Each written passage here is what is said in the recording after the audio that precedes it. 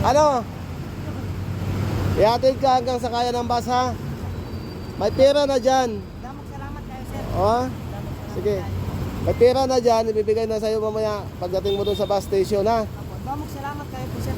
Oo. Ayan, pasalamat ka dyan sa maghatid sa'yo. Ayan, dalawa yung maghatid sa'yo ha. May escort ka pa ha. Hindi po sa BBC yan, ha? Oo. Sige, ingat kayo, bye. Hatid yung maayos yan. Ano, mga kasama, hinatid na nila.